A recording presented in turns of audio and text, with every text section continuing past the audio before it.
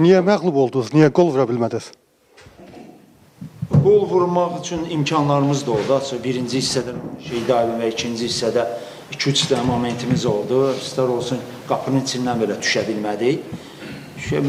Yəni həmən vurduğumuz qollar oyunu uda bilərdi, ya bərabərlik eləyə bilərdi. O anlama gəlməsin. Çünki soyuq başla təhlil edəsək, rəqibin də momentləri bizdən daha da çox idi. Niyə qol buraxdıq? O məsələdə əsas bu illəri mütəmadi hər oyunda davam edən proseslərdir.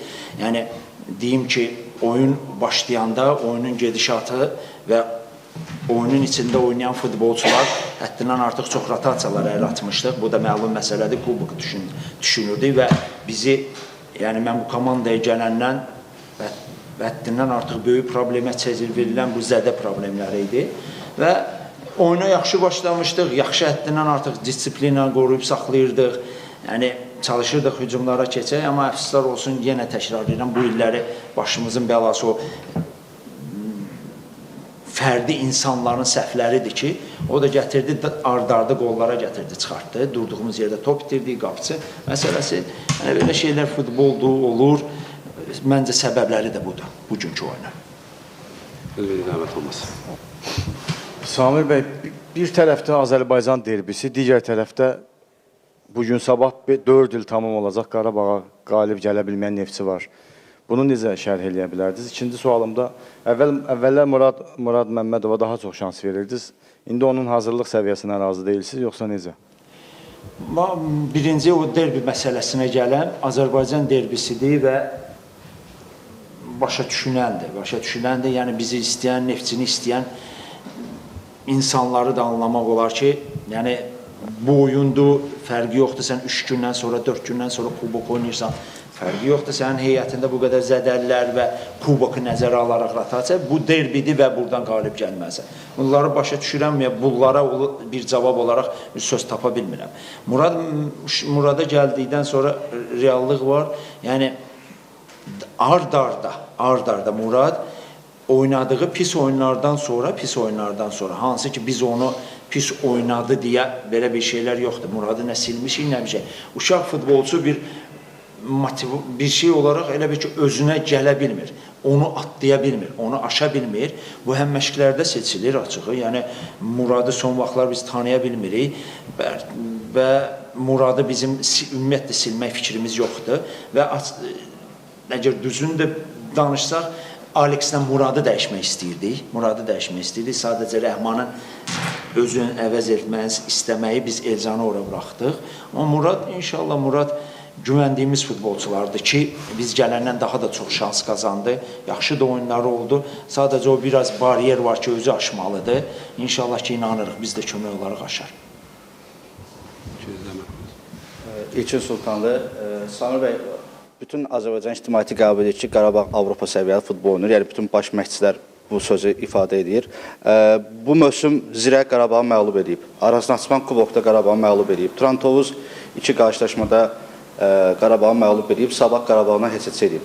Və Avrokuboklara getmək istəyən Neftçi 4 oyunun 4-ünü də Qarabağı məğlub olub. Sizcə bu Neftçi Avrokuboklara getməyə layiqdir?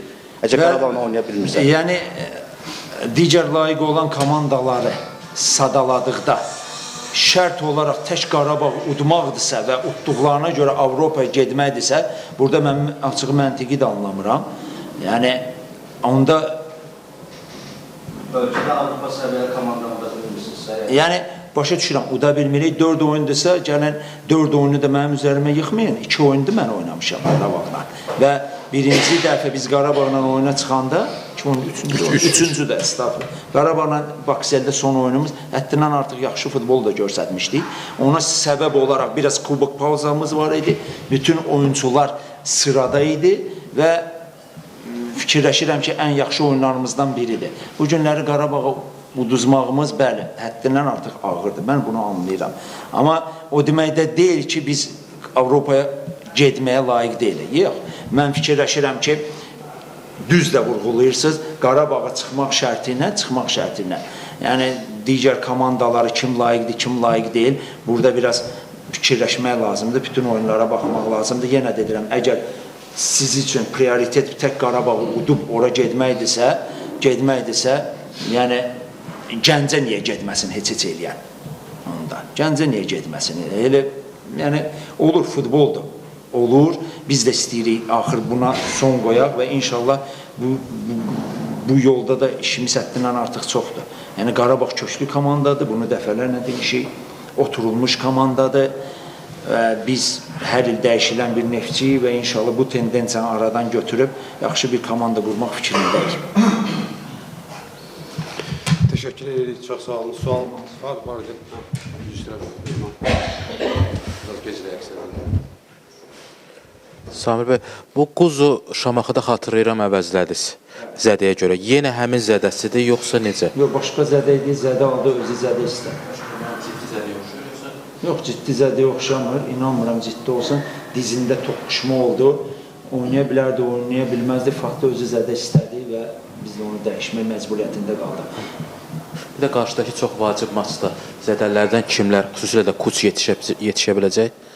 İnşallah inanırıq. Yəni bu günləri biz həkimlərdən də, fizik məşqçilərdən də, yəni raport və oyundan əvvəl danışıqlarımız, yəni oyuna görə qurduğumuz plan idi ki, yəni bizim təzə zədədən çıxmış futbolçularımız var. Bu Emin Mahmudovdur, Ştobrindir. Yəni bunu saya da bilərəm, həm darbe olsun. Yəni bunlara sekti, müəyyən qədər oyunda vaxt verməliyik ki, bunlar tonusda qalsınlar. Sırf məqsəd o idi, tonusda qalsınlar. Niyə Emini məsəl üçün 30 dəqiqə oynatdı? Bu sırf ona görə idi, sırf ona görə idi və inşallah ki, inanıram ki, hər məşqdə, hər futbolçunun başına bir şeylər gəlir. Özünüz görürsünüz, Kuş keçən həftə oynadı, bu həftə oynamır. Bu oyundan sonra ola bilə bir-iki futbolçu oynasın, oynamasın. Yəni, bu problemlər aradan qalxmır ki, qalxmır. Səbəblər doğrudan da özümüzə müəyyən deyil. Yəni, bilirsən necə, bir 5-6 nəfər, 7 nəfər, 8 nəfər, yəni bu vaxta kimi zədələnən futbolçular. Təsəvvür elə Mehman, elə oyunlar olub ki, baxmayaraq ki, 3 dənə mərkəz müdafiəçimiz var, bir dənə nominal mərkəz müdafiəçinə 2 oyun, 3 oyun dalbadal belə bir şeylə çıxmışıq. Udmuşuq da, düzdür, bunlar danışılmıyor. Bunlar, amma biz üçün, mənim üçün şəxsən oyun heyət quranda, oyuna komandanı hazırlaşdıranda bu böyük problemlər yaradır. Ümid edirəm ki, inşallah ən azından kubok oyuna belə pis çıxmasın, nəfslər bizdən çəkilər. Heç olmasa bu oyuncular sağalar, bu oyunu oynayaq, ondan sonra nə olur olsun inşallah.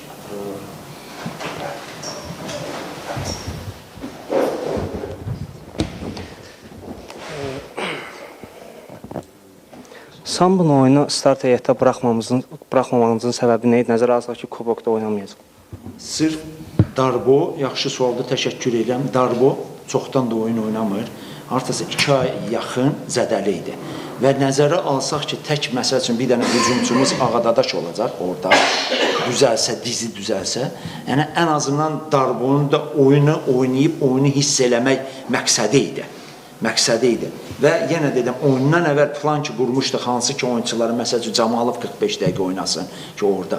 Bunların içində Darbo da var idi ki, məsəl üçün hansısa dəqiqədə Sambo ilə dəyişir. Amma yenə də deyirəm, oyunun içini bilmək olmur. Kimsə, bax, 2 nəfər hansı ki 90 dəqiqə nəzərdə tutmuşduq ki, oynayacaq. Bu həm Rəhman idi, həm Quzu idi. Özləri əvəz etmək istədilər. Bu yandan da planlarımız pozuldu. Yəni, sırf Darbonun da ritmdə, tonusda olsun ki, bu 3-4 gündən sonra oynayanda ən azından yad bir yerə 2 aydan sonra, bu doğrudan da bir böyük problemdir. Onun üçün sırf buna görə qardaşım.